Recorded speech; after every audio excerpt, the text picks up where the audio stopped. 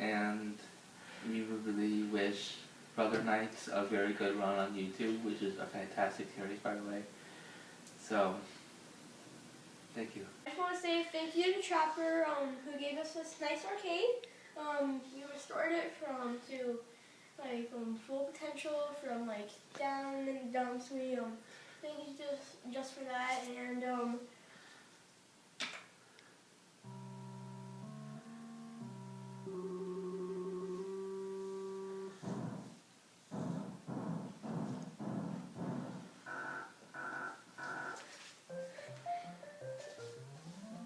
before I go any further, because I want to take a minute to show some of the insides and how it's all come together, but I want to make sure to thank Trapper, co-host of Brother Knights, and I'll try to put a link down below.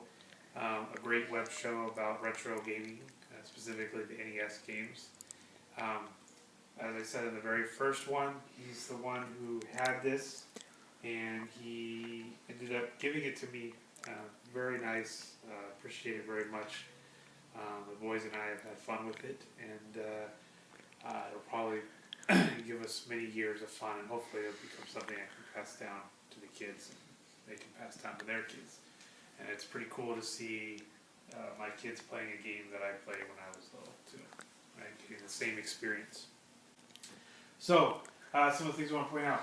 I put the marquee in. Now again, some of the things, it's not perfect, right? But I decided to just stick with what came with it, which was original. You can see some scratches up here, but I mean, it's just cool seeing it backlit now. I got a fluorescent light to put in there. It was just a single little bulb that wasn't original, and that didn't look good at all, because all you saw was light in one little area. So that was one of the final things to put in.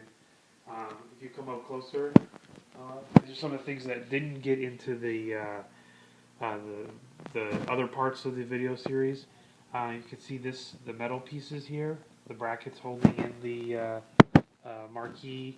I had taken all of these off, stripped them down to basically bare metal, sanded them, and repainted them with a gloss black enamel to make it look nice and shiny. But they are original, just not original paint. The bezel is original. I had repainted all what's black anywhere. I went with just a flat black along the top, where you're not going to see it. I put a slight gloss on it just to make it easier to eventually wipe away dust. But on the sides I went heavy gloss. You can see it's kind of very shiny. I sanded between several coats. There's probably about 6 coats on there. Let's look at that coin door. I did one on the coin door. You can scoot back. Originally, it only had the one. This one right here was the.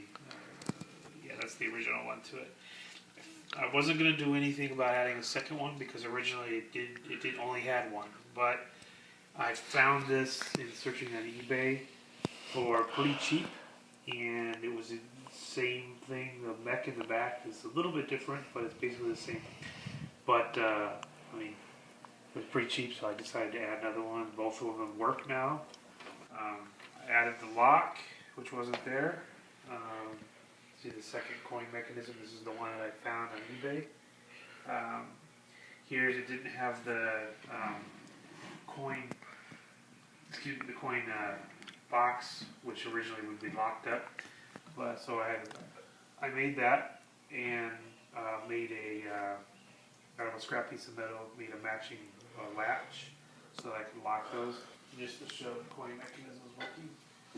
I've been using it.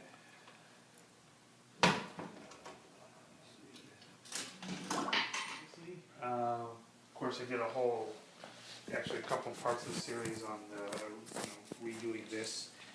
Got the nice dust cover here, replaced the art.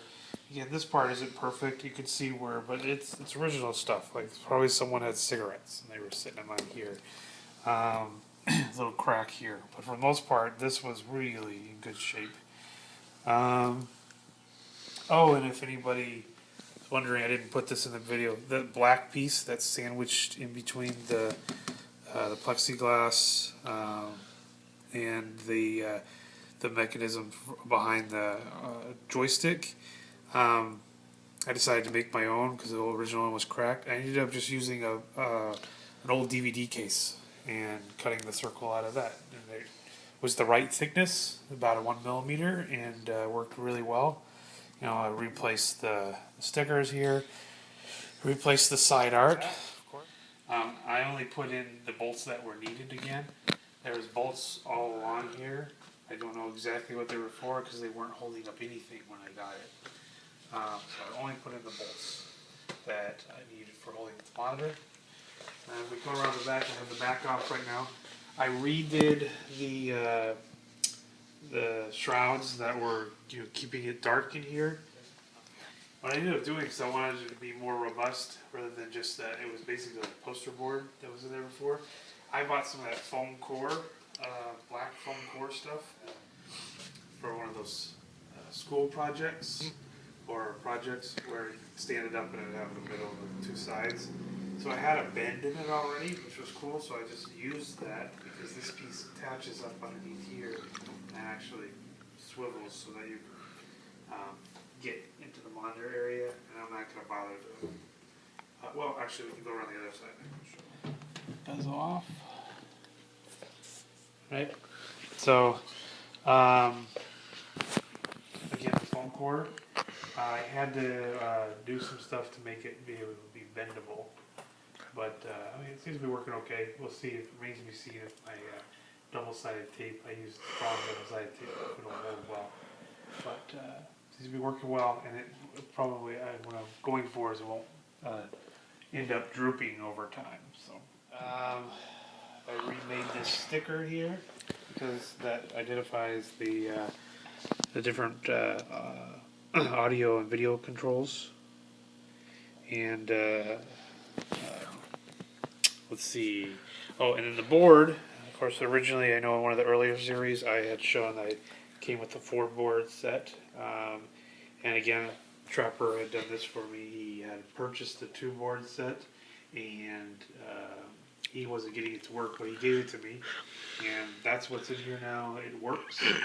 And if we come down here, you'll see I bought something from Mike's Arcade. I'm coming down here close. So right here, I had taken out one of the chips, and those of you who restored arcades know this already, but I bought a little upgrade for this board.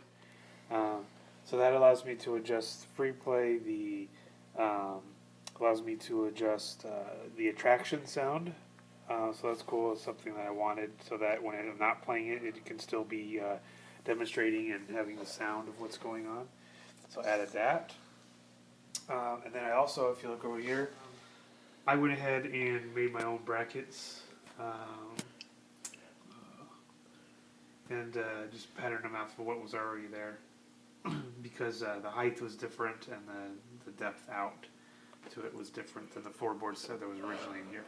Oh, and on the back, see down here, at the bottom, that little vent cover wasn't there originally. When I got it, you could see remnants that it was there at one point, and I just kind of guesstimated where it was from some retro arcade forums that I found, some pictures of others and stuff. Threw that on there, just try to make it a little more authentic. And I replaced this as well. The lock wasn't there before, and I got the lock is the same as the lock on the coin door.